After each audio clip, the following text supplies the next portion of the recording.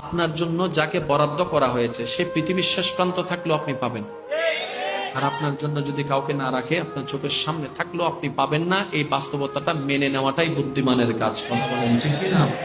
যা আপনার নসিবে আছে সেটা পাহাড়ের নিচে থাকলেও আপনার কাছে আসবেই আসবে, আর যদি আপনার নসিবে না থাকে সুতরাং সেটা আপনার হাতের নাগালে থাকলেও আপনি কখনো পাবেন না। তাই পাওয়া নিয়ে শুকরিয়া করুন, না পাওয়া নিয়ে আফসোস নয়। আফসোসে জীবন শেষ হয়ে যায়, শুকরিয়ায় জীবনের নিয়ামত বর্ধিত হতে থাকে। লা ইন শাকারতুম লা আযীদান্নাকুম ওয়া লা ইন কাফারতুম ইন্না আযাবি লাশাদীদ। যারা আল্লাহর পক্ষ থেকে পাওয়া অল্পতে খুশি হয়ে যায়, আল্লাহ তাকে অডেল নিয়ামত দান করেন। চিৎকার দিয়ে বলেন সুবহানাল্লাহ। আমাকে যারা ভালোবাসেন আমি তাদের কাছে একটা আবদার করে কথা বলি, আপনার সামনে যদি দুই পক্ষের কখনো ইন্টারনাল এক্সটার্নাল ঝগড়া হতে দেখেন, আপনি সেখানে মিলানে ওয়ালার কাজ করবেন। দুই বন্ধু ঝগড়া করছে, দুজনকে দেখবেন ঝগড়া প্রায় শেষের দিকে দুইজনের দুই পিঠে দুইটা থাপ্পড় দিবেন, হইছে ওটা বাদ দে, আয়।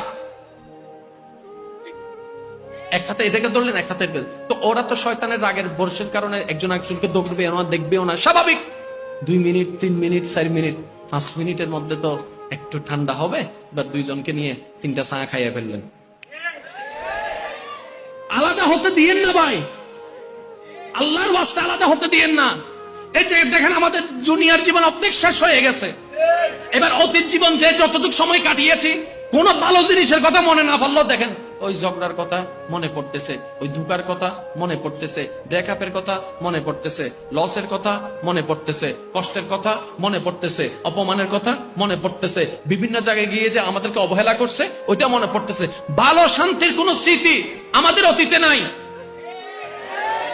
আমাদের জীবনটা তো আমরাই নষ্ট করে ফেলছি। সেজন্য আমি শ্রদ্ধার সাথে একটা কথা বলবো, যারা সত্যিকার শান্তিময় জীবন চান, ভয়টা রাখবেন রবের দিকে, নবীকে জানের চাইতে বেশি মোহাব্বত করবেন। লা ঈমানা লিমান লা মুহাব্বাতা লাহু। আহলে বাইতের মোহাব্বত রাখবেন, সাহাবায়ে কেরামের মোহাব্বত রাখবেন, আল্লাহর বন্ধুদের মোহাব্বত রাখবেন, তাদের জীবন আদর্শকে বাচ্চাদেরকে শোনাতে গিয়ে নিজেকে শোনানোর চেষ্টা করবেন।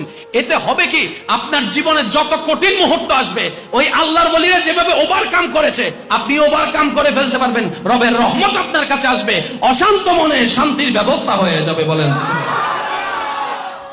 ওই যে আমরা কি চাই, এই তো ভুলে গিয়েছে আবার সবাই। আমরা কি চাই? এই পিছনের ভাই আপনারা একটু বলেন, আমরা কি চাই? আমরা কেউ লস চাই? লাভ কয় প্রকার? একটা হচ্ছে ক্ষণস্থায়ী, আর একটা হচ্ছে আমরা চাই কোনটা? চিরস্থায়ী। আমাদের ক্ষণস্থায়ী দরকার। এবার সেই চিরস্থায়ী শান্তির লাভ যদি দরকার হয় আমাদের একটা গাইডলাইনের দরকার আছে, ওই গাইডলাইনের নাম হচ্ছে ইসলাম।